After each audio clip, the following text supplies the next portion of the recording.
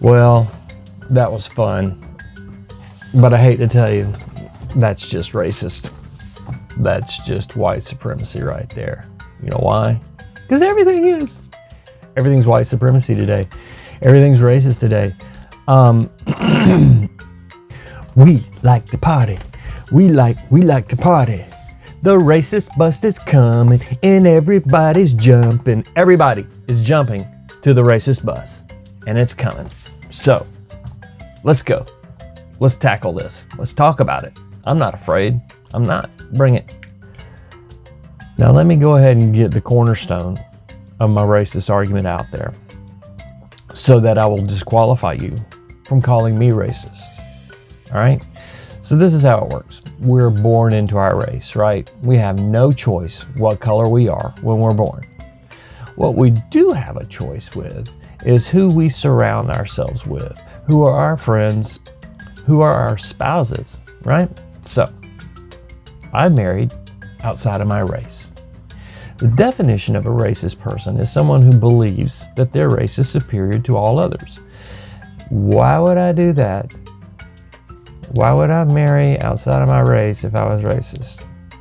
I'm not racist, I never have been. However, according to today's media and culture, everyone is racist. Everything is racist, except for one thing that I've noticed. No one's calling black people racist, except for a few people that are black. There are no white people calling black people publicly racist. I'm not going to do it, but I'm just noticing that. I'm just pointing that out. So, if we're all racist, then you are too. Let me explain something to you. Every society in history, every single one has had slaves in the past. Every culture, every race, let me say that, every race has been a slave.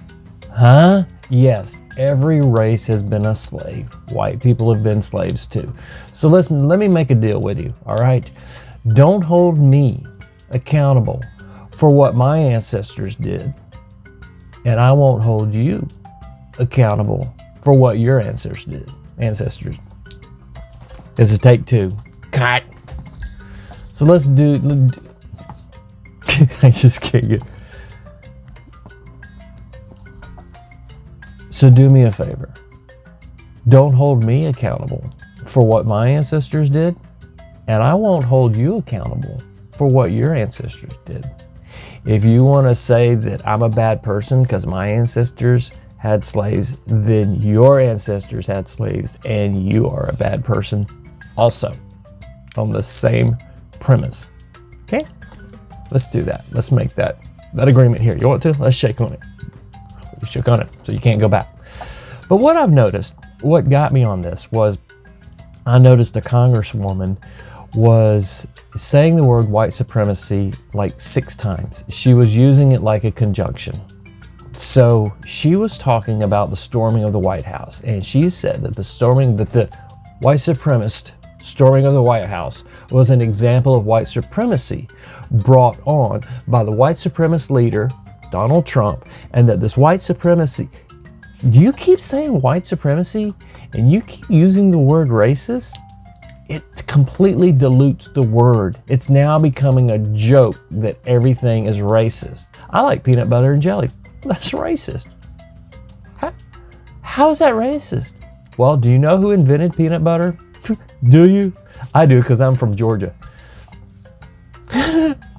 Okay, so I'm racist. I don't like peanut butter and jelly anymore. I like peanut butter and honey. You didn't escape the peanut butter part, so you're still racist. I'm never going to win this. You're right. You're never going to win this. But if you keep diluting the word, you are doing a disservice to the people who are actually victims of racism and white supremacy. If you say that everything that exists that goes against your narrative is racist, then you're doing a disservice to your people and to the movement and to the cause. Because there are racists out there. There are white supremacists out there. But calling everyone white supremacist and everyone racist, I mean, the people that stormed the Capitol, there were people of color in there. Are they white supremacists? Are they racist? No, no. You're a hypocrite. The bottom line is you're a hypocrite if you're calling everybody racist and not admitting that you're a racist also. Because you're seeing everyone as color. You're grouping everyone that showed up at the Capitol into one group of a white supremacist group. That's racist. Because they all aren't. Get out of your own bubble. Now, why is this happening? Because it strikes me that there's some ulterior motive going on here. Why did racism bloom in one presidency? Why did it bloom in the past 6 months, past 8 months? Why was this systemic racism? If you look up the word systemic, then you have to understand that it's ingrained in the foundation.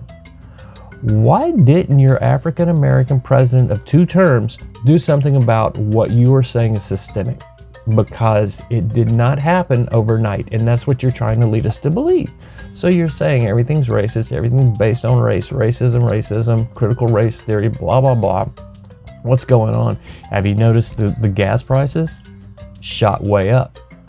But we're going to talk about race. We're not going to talk about the price of gas.